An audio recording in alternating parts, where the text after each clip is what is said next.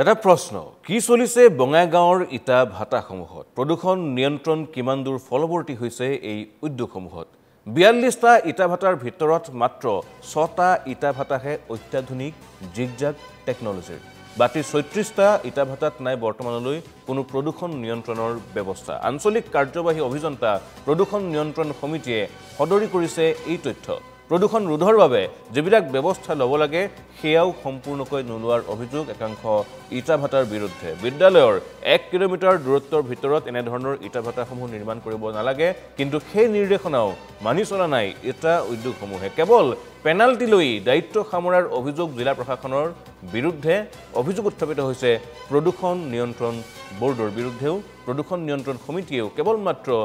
penalty বা জৰিমনা বিহিয়েই তেওঁলোকৰ দায়িত্ব সামৰাৰ অভিযোগ উত্থাপিত হৈছে আৰু তাৰ পিছত এই ধৰণে ৰমৰমীয়া ব্যৱসায় চলাই গৈছে একাংশ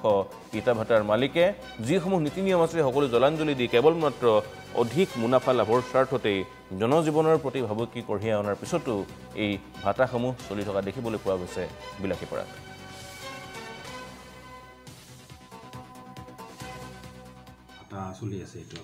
বৰ্তমান বঙাইগাঁৱত ৪২টা ইটা ভাটা আছে তাৰ বঙাইগাঁও জিলাত নতুন কিবা টেকনলজিৰ কথা কৈছে আপুনি নতুন টেকনলজিৰ ক্ষেত্ৰত আছে আমি জিগজাগ টেকনলজি ব্যৱহাৰ কৰাৰ কাৰণে চব ভাটাবিলাকক নিৰ্দেশনা দিয়া হৈছে আৰু ২০২৪ৰ ভিতৰত চবেই বনাব লাগিব এতিয়ালৈকে কিমানটা জিগজাগ ভাটা হৈছে এতিয়া জিগজাগ ভাটাৰ ভিতৰত আমাৰ আছে ৬টাই বনাইছে বৰ্তমানলৈকে এইটো হ'ল SBI SBF HMB MSM HMC আৰু বৰ্ডৰ এইকেইটাই মানে ইতিমধ্যে বনাইছে বাকীখিনি বনাব নিৰ্দেশনা দিয়া হৈছে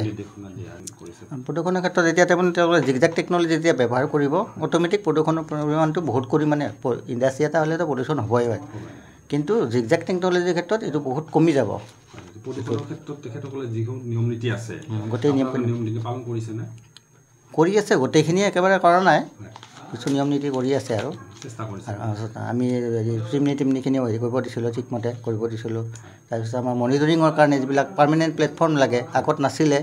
এতিয়া চব মানে ইণ্ডাষ্ট্ৰিতে পাৰ্মানেণ্ট প্লেটফৰ্ম হৈ গৈছে যিখিনি বাকী আছে তেওঁলোকক কৰিব নিৰ্দেশনা দিয়া হৈছে ২৪ৰ ভিতৰত সেইখিনিয়ে বিদ্যালয়ৰ ক্ষেত্ৰত কিছু কথা আহি পৰিছে বিদ্যালয়ৰ কাষতে কিছু ভাটা বিদ্যালয়ৰ ক্ষেত্ৰত কি এই ভিতৰত মিনিমাম ১ কিলোমিটাৰ থাকিব লাগে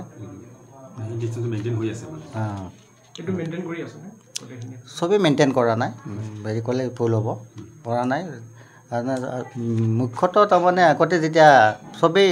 চব ডিপাৰ্টমেণ্টৰ পৰা হেৰি লোৱাৰ পিছত অনুমতি লোৱাৰ পিছত আমাৰ তাত তেওঁলোকে এপ্লাই কৰে দিয়া হৈছে ইতিমধ্যে পেনাল্টিও ইম্প'জ কৰা হৈছে কোনোবাই যদি হেৰি বনায় আমাৰ পাৰ্মিশ্যন নোহোৱাকৈ হেৰি বনায় চিমনি টিমনি বনাই দিয়ে বা কনষ্ট্ৰাকশ্যন কৰে পেনাল্টি ইম্প'জ কৰা হৈছে এতিয়ালৈ প্ৰায়খিনি নতুনেই পুৰণি আছে নতুন হেৰি হোৱাই নাই কৰিব লগা হোৱা নাই এতিয়ালৈকে এই জিগজাগ টেকনলজিয়ে বহুতখিনি প্ৰদূষণ কমাব সেইটোৱে আৰু মেইনলি দুটা আছে যাতে জিগজাগৰ ভিতৰত এটা আছে ইনডিউচ ক্লিন আৰু এটা আছে আৰু নেচাৰেল